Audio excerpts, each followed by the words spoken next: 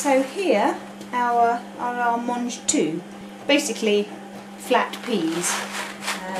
They look incredibly similar. They're the Mangetout. Okay, and exactly the same thing. We're going to plant them in the cells, and we're going to put 2 in each. Now, when you grow these, if you're away or you can't get to pick them for a while, and they grow too big, don't worry, because they'll taste exactly the same. Mangetout are flat. They're flat. Can you see that very well? We know what Mangetout look like. They're very flat like that. And the peas are round. If you leave your Mangetout too long, then just the peas inside them will get really, really big, and they'll end up looking like peas. But just top and tail them, just take either end off, and they're just lovely. They're exactly the same, so it really doesn't matter. They tend not to spoil. I'll put those last few back, and exactly the same. Just push them down again to just above your nail. All of them, all the way through. There we go. And we'll label these, and we'll do exactly the same as we did with the peas. Just cover them with a little bit more soil like that. There we go.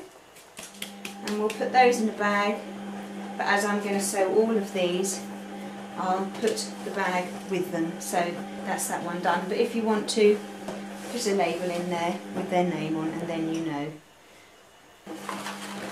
Right, the next one we're going to do are these bush beans. They are just lovely. They're French beans, basically. Now, my hands are really dirty. I don't know if you can see. Oops. There we are. There's one of the seeds. They're quite big, actually. My thumbnail, so they are relatively big. But again, we will do the same with these as we've done with the peas.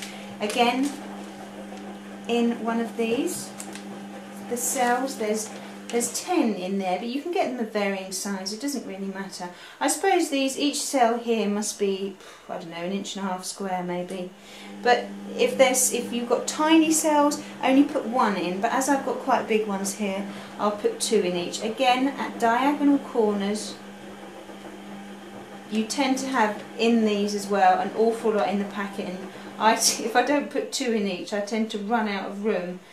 So I end up doubling them up anyway, so it doesn't cause them any problem.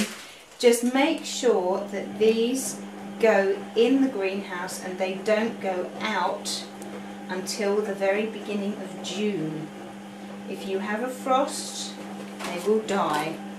You can plant these straight outside, but they do suggest that from mid-April onwards. There we are, but as we're doing them inside, we can grow them in March. Because by the time they come through the soil, then the frost would have gone. So we'll just poke these down as well, just a little way, just past the fingernail. Well done, there's the other way around. There we are. And cover those over with a little bit of soil, again as before. And water those, and we'll stick those in a bag.